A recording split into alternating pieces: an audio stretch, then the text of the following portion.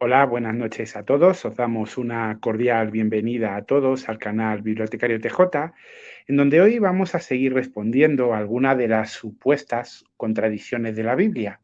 Y hoy concretamente vamos a analizar las que están relacionadas con el tema de la muerte de Jesús, tanto lo que ocurrió antes como lo que ocurrió después. Vamos a analizar las contradicciones 49 al 54. La primera de ellas, la contradicción número 49, como podéis ver en pantalla, plantea lo siguiente: ¿cargó Jesús el madero? Bueno, ellos dicen cruz, pues bueno, se lo vamos a aceptar. Y claro, dicen, mirar, cuando vamos a Juan 19, 17, se da a entender que Jesús llevó el madero, dice, y llevando su cruz, salió al lugar que se dice de la calavera, y en hebreo, Gólgota. Pero dicen, pero claro, cuando vamos al Evangelio de Mateo, al capítulo 27, los versículos 31 y 32, allí no pone que la llevara Jesús. Allí dice que lo llevó un tal Simón al que le cargaron esa cruz para que la llevara él. Entonces, ¿quién realmente llevó el madero? Bueno, seguramente los que estéis ahora viendo este video, independientemente de que seáis católicos, protestantes, mormón, testigo de Jehová, diréis, pero esta contradicción es absurda, es totalmente absurda. Cualquier cristiano sabe lo que ocurrió. La cruz la llevó Jesús, pero durante un periodo, un recorrido, le ayudó este Simón. ¿Por qué? Porque Jesús estaba agotado. Le llevaban torturando toda la noche. O sea, y realmente esos maderos pesaban mucho y fue necesario que los romanos, digamos, cogieran a este Simón para que cargara durante parte del camino esa cruz. Eh, yo entiendo que esta gente que ataca la Biblia, que ataca la palabra de Dios, en la mitad de los casos no han leído la Biblia en su vida. Pero bueno, ya que no leéis la Biblia o no la investigáis, por lo menos aunque sea ver una película, con que hubierais visto una película de la vida de Jesús, ahí se ve claramente cuál es el orden de las cosas. A Jesús se le impone que lleve el madero y en un momento determinado, este Simón de Cireneo, pues tiene que coger y llevarla parte del recorrido. Y da igual a qué cristiano le preguntemos, que siempre se ha entendido así, nunca ha habido ninguna controversia sobre ese tema. Y da igual la hora de consulta a la que vayamos, va a poner lo mismo. De hecho, yo encontré buscando una atalaya del 15 de julio de 1992 que trataba este tema. Dice, ¿se contradice la Biblia? Y entre algunas de las supuestas contradicciones de la Biblia que algunas personas decían, en la página 6 se hablaba sobre este tema. ¿Quién cargó con el madero de tormento de Jesús? Y claro, lo explican, pero lo explican como lo explicaría cualquier cristiano. Dice Juan 19, 17. Cargando el madero de tormento para sí mismo, Jesús salió al llamado lugar del cráneo, que en hebreo se llama Gólgota. No obstante, Mateo 27, 32, Marcos 15, 21, Lucas 23, 26, dicen que cuando iban saliendo, obligaron a Simón de Cirene a rendir servicio para que cargara con el madero de tormento. Tal como declaró Juan, Jesús llevó su madero de tormento. Sin embargo, no añadió en su relato resumido que luego obligaron a Simón a cargar con el madero. Por lo tanto, los relatos evangélicos concuerdan en este punto. Como vemos, no hay ninguna contradicción. Y da igual a la obra de consulta que vayamos, que nos va a decir lo mismo. Es que es un poco de sentido común. Os voy a poner un ejemplo. Imaginaros la siguiente situación. Yo ahora voy por la calle, me encuentro a mi vecina, la cual es bastante mayor, ya es una mujer anciana, y la veo que lleva una bolsa muy pesada de fruta. Y entonces, como me acabo de coincidir con ella, le digo, vecina, traiga, que yo le ayudo a subirlo a su casa. Y ahora, pues, cojo la bolsa, se la subo a su casa, se la dejo ahí en su puerta. Vale. Ahora, cuando ella ya está en su casa, mi vecina, esta mujer anciana, llega su hijo y ve la bolsa ahí pesada y dice, oye mamá, ¿y esta bolsa de fruta? Y ella dice, no, esta bolsa de fruta es que he ido a la frutería y la he traído a casa. ¿Está mintiendo? No, está diciendo lo que ha ocurrido. Ella ha ido a la frutería a comprarlo y lo ha traído a la casa. Pero ahora yo llego a mi casa y me preguntan, oye, Javi, ¿por qué te has retrasado? Porque bajaste a comprar el pan y llevas 20 minutos fuera. Y ahora digo yo, no, ¿sabes qué pasa? Que me he encontrado a la vecina y le he llevado la bolsa de fruta que pesaba mucho.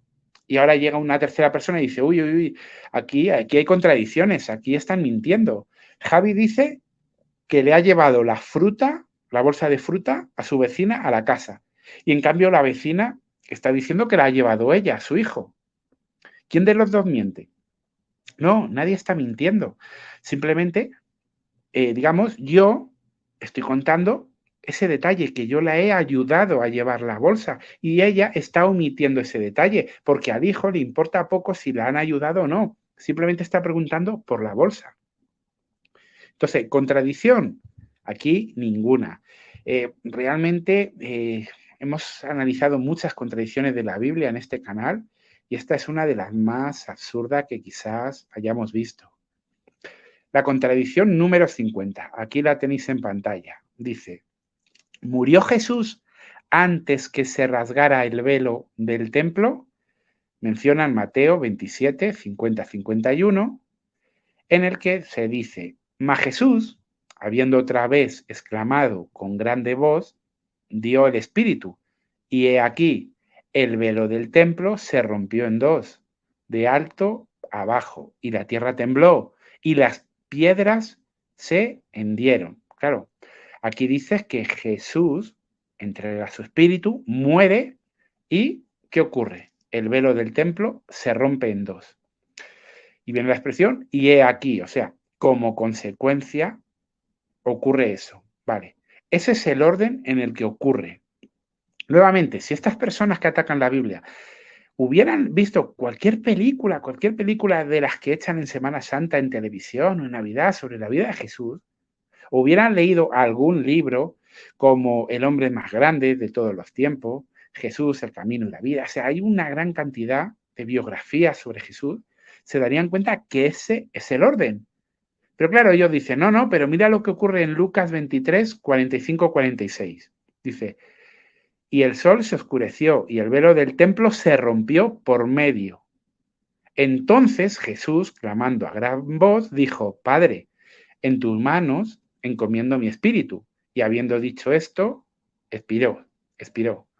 Claro, dice, no, no, aquí dice que primero se rompe, se rasga el velo del templo y Jesús muere. Bueno, no es así. ¿Sabes qué ocurre?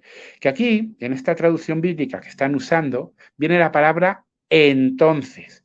Y claro, ese entonces da a entender que lo que está relatando Lucas ocurre después. Pero es que en griego no viene la palabra entonces, no. Cuando vamos a Lucas, en griego viene la palabra kai, que significa y. Y claro, no es lo mismo entonces que y. ¿A qué me refiero? Si tú dices entonces, en la mente de la persona que está leyendo dice, ah, bueno, ocurre eso y entonces hay una consecuencia. Pero si tú dices y, no estás diciendo que haya ocurrido inmediatamente después, no. Tenemos que entender algo importante sobre los evangelistas y sobre la Biblia. Mateo aquí está siguiendo una secuencia histórica lineal. Sin embargo, Lucas, al igual que otros escritores bíblicos, a veces no seguían una secuencia histórica lineal. ¿A qué me refiero? Pues mirad, os voy a poner un ejemplo muy sencillito de entender. Imaginar que me pregunta mi amigo Samuel que qué hice el sábado pasado y yo le digo, wow, que este sábado fue maravilloso. Estuve viendo el partido del Madrid-Barcelona, que terminó 4-0. 4-0 ganó el Madrid al terminar el partido al Barcelona. Y además es que al portero del Barcelona le expulsaron. Pero es que además, el Madrid tuvo un montón de ocasiones y el delantero hizo una chilena. Espera. He dicho, el partido terminó 4-0 y expulsaron a un jugador, expulsaron al portero, pero vamos a ver si el partido ya ha terminado, ¿cómo pueden expulsar a nadie?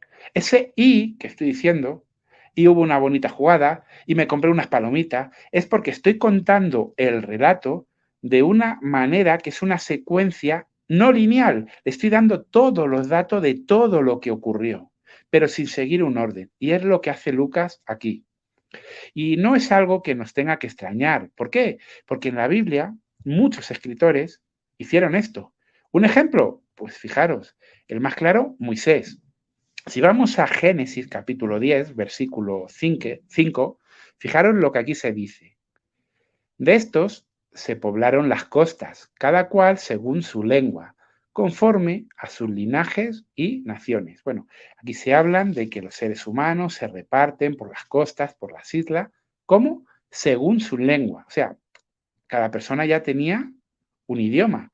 Sin embargo, si vamos un poquito más adelante, solo un poquito más adelante, en Génesis 11.1, fijaros, en ese entonces se hablaba un solo idioma en toda la tierra. Y ahora dice uno, espera, no me cuadra. En Génesis 10.5, la gente se ha separado y se ha ido por las islas según su lengua. Pero ahora en el 11.1 dice que solo hay un idioma en la tierra. Ah, una contradicción. No hay ninguna contradicción. Esto lo ha escrito Moisés y solo hay unos versículos por medio. Pero es que si avanzamos, Génesis 11.7 dice, ahora pues descendamos y confundamos allí sus lenguas. Entonces, ¿qué ocurre? Pues que Moisés no siguió una secuencia histórica lineal. Él contaba el relato, un relato, decía, cómo se reparte la humanidad, pero luego daba marcha atrás para contar algo que había ocurrido en ese momento. O sea, iba como dando saltos en el tiempo. Cuento una historia, llego hasta aquí, pero si tengo que retroceder para dar más detalle, lo hago. Y lo que ocurre en esta supuesta contradicción es simplemente eso. No hay más. Es así de sencillito. Así que veamos otra supuesta contradicción. La número 51. Esta tela, ¿eh? Esta es...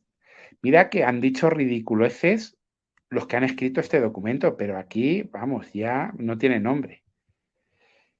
¿Dijo Jesús algo en secreto? Citan de Juan 18:20 que dice, y nada he hablado en oculto. Dicen, pero claro, mira, y sin parábola no les hablaba más a sus discípulos, en particular declaraba todo. Marcos 4:34. Sus discípulos le dijeron, ¿por qué les hablas por parábolas? Y él respondió, les dijo, porque a vosotros es concedido saber los misterios del reino de los cielos, mas a ellos no es concedido. Entonces dicen, mira, aquí Jesús hablaba en secreto, pero en Juan 18:20 dice que no. Bueno, a mí me parece esto más que una contradicción, una broma, que se quieren reír de nosotros. Vamos a ver. Cuando Juan 18:20 dice que él no habló nada en oculto, Jesús, ¿cuándo se ocultó para predicar? ¿Cuándo se ocultó para enseñar a las personas?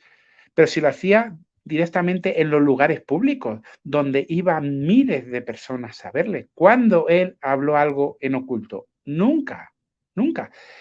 Lo que pasa que él lo que hacía es hablar en parábolas. ¿Para qué? Para las personas que no tuvieran una buena actitud, no pudieran entenderlo. Pero él no se ocultó jamás. Claro, no tiene nada que ver que yo no te explique el significado de algo a que yo me esconda cuando estoy hablando de ese tema. Jesús nunca se escondió. Él habló públicamente. ¿Y qué ocurre? Que cuando los discípulos no entendían lo que él había dicho, pues ya está, pedían que se lo explicara y él lo hacía. Pero la gente que solo le seguía por ver los milagros que hacía, o como decía él, por comer panes y peces, pues para ellos, evidentemente, no se les había concedido entender su mensaje. Por eso él hablaba en parábolas. Pero esas parábolas las dijo de manera pública. Esas parábolas las tenemos escritas en la Biblia. Entonces, ¿dónde está lo oculto? No hay nada oculto.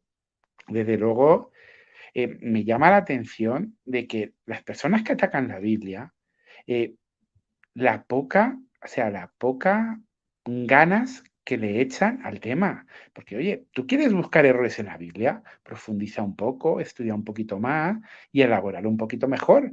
Que no sea tan fácil de responder. Pero es que esto es una broma. Y que realmente se atrevan a escribir un libro que se llama Las 101 contradicciones de la Biblia. Esto, el que lo ha escrito no tiene vergüenza. Pero es que el que lo lee le están tomando por tonto. Le están tomando por tonto. Es verdad que algunas, bueno, pueden ser más difíciles de explicar, pero estas contradicciones es increíble, de verdad. Vamos a la contradicción número 52. Dicen, ¿dónde se encontraba Jesús durante la sexta hora del día de la crucifixión? Bueno, del madero. Nosotros decimos madero, pero no vamos a entrar en este tema ahora.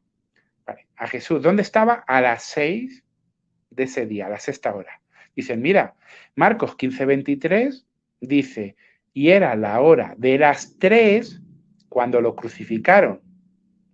Sin embargo, si vamos al Evangelio de Juan 19, 13 y 14, era la hora sexta y aún estaba en el tribunal de Pilato. ¿Cómo es posible? Si a las 3 le habían matado, ¿cómo a las 6 puede estar en el tribunal de Pilato? Bueno, lo que ocurre, y volvemos a decirlo, es que estas personas que critican la Biblia no se molestan en investigar ni en entenderla. Pero vamos a ver, ¿entendéis lo que significa la hora de las 3 cuando le dieron muerte? Las 3, a las 3 de la madrugada van a hacer una crucifixión, van a poner a Jesús en el madero, a las 3 de la mañana, pero es que no usáis la lógica. ¿Sabéis lo que significa las 3? A Jesús se le da muerte, le ponen en el madero a las 9 de la mañana. Y ahora uno dirá, pero aquí pone las 3. Claro, pues mira, os lo voy a explicar con una obra de consulta para que podáis entenderlo. Acompañadme, por favor, aquí a la Biblia de estudio de MacArthur y dice, la hora tercera. ¿A qué corresponde la hora tercera de los judíos? A las 9 de la mañana. Claro. A Jesús se le da muerte a las 9 de la mañana. Y es que en esta supuesta contradicción, que no lo hay, Marcos está usando el horario judío. Está usando el horario judío. Y las 3 corresponde a las 9 de la mañana. Porque ellos usaban otro tipo de horario.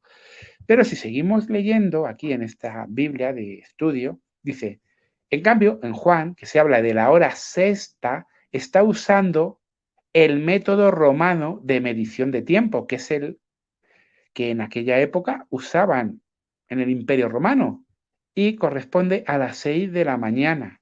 O sea, es el mismo horario que usamos nosotros. O sea, ¿entendemos este punto? A las 6 de la mañana, Jesús, donde estaba, era ahí, junto con Pilato, como habíamos visto. Eso a las 6 de la mañana, en el tribunal.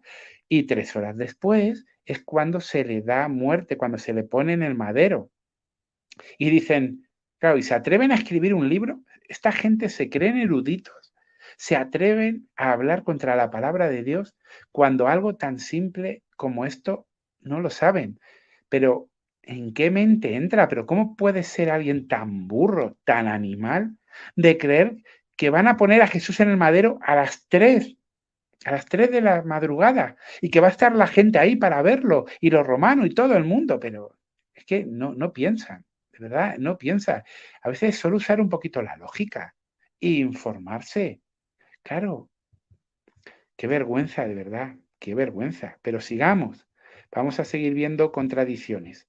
Pero bueno, o si no, os quiero mostrar también un detallito sobre este tema. Porque esta gente, aparte de ignorantes, son maliciosos, ¿eh? Porque saben qué traducción bíblica usar. Porque si en vez de usar esta que ellos mencionan aquí, hubieran usado, por ejemplo, la Biblia latinoamericana de 1995, se dice, eran como las 9 de la mañana cuando le pusieron en el madero, cuando lo crucificaron. Aquí dice, si vamos a la traducción al Evangelio de Martín Nieto, las 9 de la mañana. El de Arcas Fernández, eran las 9 de la mañana. Pero es que no comparan, no comparan. Porque aparte de ignorantes, son malos y son engañosos y no quieren saber la verdad. Tanto les cuesta comprobar otra Biblia, investigar un poquito, preguntar a algún cristiano preparado, no. Mejor sacamos un libro llamado Las contradicciones de la Biblia porque lo necesitamos. Porque para justificar las mentiras del Corán y las mentiras del profeta pedófilo, endemoniado y loco, que era Mahoma, y cuando le llamamos endemoniado es porque él lo reconoció, cuando le llamamos pedófilos es porque la historia así lo dice, necesitan quitar a la Biblia de en medio para justificar su falso libro, igual que los mormones. Esa secta de personas que desde luego no les han enseñado nada y que tienen creencias tan absurdas como que en el sol hay habitantes. Claro, ahora si algún mormón lo está oyendo esto dirá, no, no, eso es mentira, no. Eso se enseñó en tu iglesia y está en tus libros y cuando quiera te lo mostramos. Esa secta, esta secta colovita, que dicen que los negros es que eran malas personas antes de venir a la tierra y ahora lo niegan, pero está en sus libros, lo dijo su profeta. Bueno, esos son los que atacan la Biblia. Pero claro, normal que no investiguen y se inventen barbaridades como las que estamos viendo. Pero bueno, vamos a ver un poquito más. Contradicción número 53. Los evangelios nos dicen que 2 ladrones fueron crucificados juntos con Jesús. ¿Se burlaron ambos ladrones de él? Citan Marcos 15:32, que supuestamente dice que los dos se burlaron de él, y efectivamente, es verdad. Pero dicen, pero mira, si vas ahora a Lucas 23, 40, 43, no, uno de ellos no se burló de Jesús, al revés, lo defendió. Y ahora yo digo, ¿dónde en Lucas 23 pone que uno de ellos no se burló? ¿Dónde pone eso? O sea, ¿por qué añadís palabras? No, no es verdad. En Lucas 23, 40 y 43, lo que vemos es que uno de ellos defendió a Jesús. Y entonces, claro, en estas mentes tan pequeñas de estas personas que están leyendo la Biblia para buscar errores, dicen, no, no, claro, si le defiende, evidentemente es porque no se burló de él. No, no, no, en absoluto. Nuevamente, yo sé que no vais a leer la Biblia, porque tenéis alergia a leer, a informaros, pero por lo menos molestaros en ver una película. Ya está. Molestaros en ver una película para enteraros de cómo va el orden de las cosas. Los dos malhechores se burlaron de Jesús. Pero ¿qué ocurre? Que uno de ellos al final se arrepiente y acepta a Jesús y se da cuenta de quién es. Ya está. No hay contradicción alguna. Pero claro, tú te inventas. No, no, uno de ellos no se burló. No. Lucas no dice que uno de ellos no se burlara. Lo que pasa es que Lucas se centra en algo que él considera importante y es que uno de ellos lo defendió. Ya está. ¿Contradicción? Ninguna. Anda, es que esto es que es de sentido común. Yo me acuerdo, por ejemplo, en el colegio de 2 hermanos, 2 niños que eran hermanos entre ellos, carnales, y el hermano mayor siempre estaba rabiando, burlándose de su hermano pequeño. Pero ojo, el día que a su hermano pequeño le quisieron pegar, rápidamente fue a defenderle sin dudarlo. Y ahora alguien dirá, no, no, el hermano mayor no se estaba burlando, no se burló nunca de su hermano pequeño, porque mira, le defiende. ¿Qué tendrá que ver una cosa con otra? ¿Sí?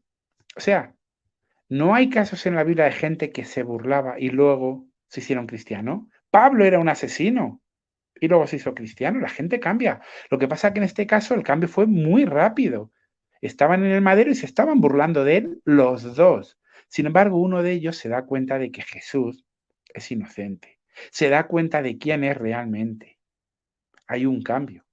¿Dónde está aquí la contradicción? Pues nuevamente, no hay ninguna. Y bueno, vamos a ver una última contradicción. La 54 dice, ¿ascendió Jesús al paraíso el mismo día de la crucifixión, o sea, de su ejecución en el madero? Dicen, sí. Y claro, van a Lucas 23:43. Dice, él le dijo al ladrón que lo defendió, de cierto te digo que hoy estarás conmigo en el paraíso. Dicen, aquí está claro, dice que hoy iba a estar en el paraíso. Sin embargo, en Juan 20:17 vemos que no, porque él le dijo a María Magdalena 2 días más tarde, deja de colgarte porque aún no he ascendido al Padre. Bueno, aquí lo que tenemos que decir es que no hay contradicción alguna, lo que hay es una mala traducción. Hay una mala traducción y las malas traducciones evidentemente hacen que pueda haber una contradicción, pero porque está mal traducido. Si yo cojo un libro de inglés que pone en inglés 2 más 2, 4, y yo al traducirlo al español pongo 2 más 2, 5, te dicen, uy, aquí hay un error. Sí, pero el error es en la traducción, no en el original. Y en el original bíblico no hay aquí ninguna traducción, no hay nada. Fijaros, ¿sabéis cómo se debe traducir correctamente este versículo? Pues claro, en la versión israelí nazarena lo ponen bien. Y cuando vamos a Lucas 23:43, dice, entonces Jesús, Yeshua, le dijo, en verdad te digo hoy, conmigo estarás en el paraíso. O sea, no le dice, hoy estarás conmigo en el paraíso, no. En verdad te digo, hoy, conmigo estarás en el paraíso. O, por ejemplo, la Nueva Reina Valera de 1990. Entonces Jesús le contestó, te aseguro hoy, estarás conmigo en el paraíso. Pero hay una coma en el hoy. O, por ejemplo, la traducción del Nuevo Mundo. Y él le contestó, yo te aseguro hoy, estarás conmigo en el paraíso. O sea, el hoy es referente a que Jesús le dice, hoy, el día de hoy yo te digo que tú vas a estar conmigo en el paraíso. ¿Cuándo? Eso no te lo estoy diciendo, ¿cuándo? Lo que te estoy diciendo es que hoy, en el día de hoy, te hago esa afirmación. Así es como se debe traducir. Si se traduce correctamente, la Biblia no tiene errores. Si se traduce mal, efectivamente, vamos a ver cosas que no concuerdan. Pero claro, ¿qué ocurre? ¿Por qué algunas Biblias lo traducen mal? Pues tenemos que decir que los manuscritos más antiguos de este pasaje están en griego con letras mayúsculas, para que lo entendamos, y no hay comas. Entonces algunos ponen la coma antes del hoy y otros después. Pero ¿qué ocurre? Cuando uno va a traducir la Biblia, tiene que tener en cuenta el contexto y tiene que ver que haya una concordancia interna. Y aunque la gramática te permita traducir de una manera, no tienes por qué traducirlo a la fuerza así, si hay otra traducción más correcta que hace que haya una concordancia en la Biblia. Bueno, la verdad que de este tema, de esta contradicción en concreto, la 54, sí podríamos haber hablado un poquito más, pero de hecho hay tanta información sobre este tema, de dónde debe ir la coma, que más adelante vamos a hacer un vídeo exclusivamente hablando de este texto. Si es, como algunas traducciones dicen, hoy estarás en el paraíso conmigo, o verdaderamente te digo hoy, estarás conmigo en el paraíso. Pero bueno, eso será un poquito más adelante. En este vídeo solo nos hemos querido centrar en contestar las supuestas contradicciones de la Biblia. Hemos visto de la 49 al 54. Hemos podido comprobar que la mayoría son absurdas y que algunas que pudieran parecer que tienen un poco de sentido o que son confusas, evidentemente son confusas para todo aquel que no lee, que no investiga y que no se asegura de las cosas.